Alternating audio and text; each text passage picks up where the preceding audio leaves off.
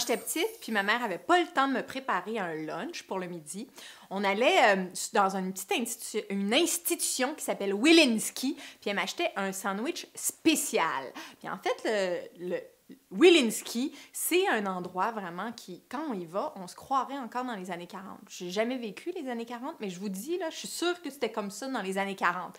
Et donc, on arrive là, on s'assoit au comptoir, ils font encore des cherry cola à la vieille méthode, là, en mettant les cerises, puis je sais pas quoi, avec le cola, puis le et on commande, qu'est-ce qu'il y a à commander? Qu'est-ce qu'il y a à manger? Des spéciales, special. Et donc, c'est des sandwichs avec une genre de forme de ballonné, de la moutarde jaune puis un pain, mais c'est tous des ingrédients que je pourrais pas aller chercher ailleurs, c'est chaud, puis ça leur prend, je dirais, une demi-seconde à préparer, parce qu'en général, ils sont tous là, prêts à nous servir. Donc, je pense que c'est un endroit, traditionnellement, où les travailleurs y allaient, là. Tu sais, je pense que ça ouvre très tôt, ça ferme très tôt, des heures un peu étranges. Bref, j'ai initié des gens dans ma vie par la suite à ces sandwichs-là parce que je les aime, hein? C'est des fois, on a des péchés mignons, là, comme ça, d'enfance, là. Je les aime, c'est un casse-croûte que j'adore.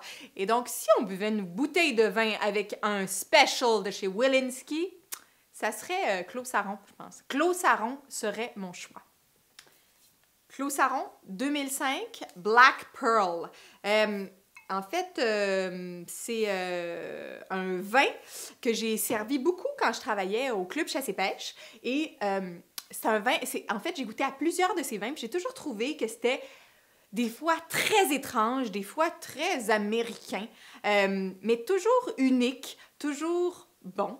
Et le Black Pearl, dans mon souvenir, c'est vraiment peut-être le plus puissant de la bande de ce qu'il fait.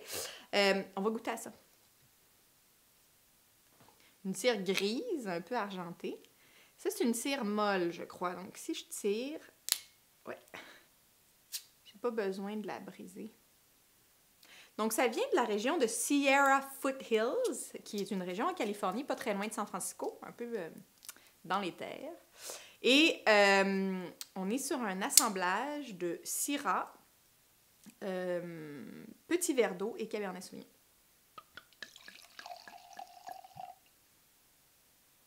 Ah oui, hein, il y a... OK, c'est vraiment...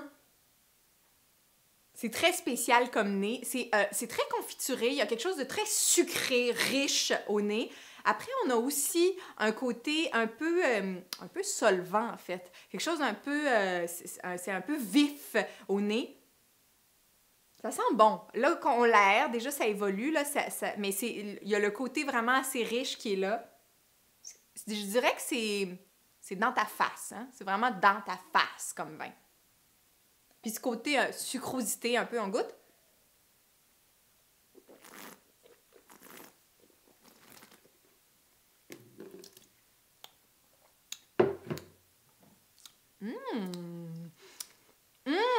C'est comme...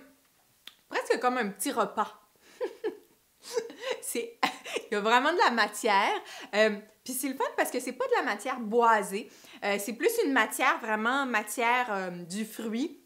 Il y a un peu de minéralité. La finale, il y a une belle minéralité. Wow! C'est rond, c'est gros. Le nez nous exprime ce qu'on va avoir en bouche. Je prendrais même une gorgée.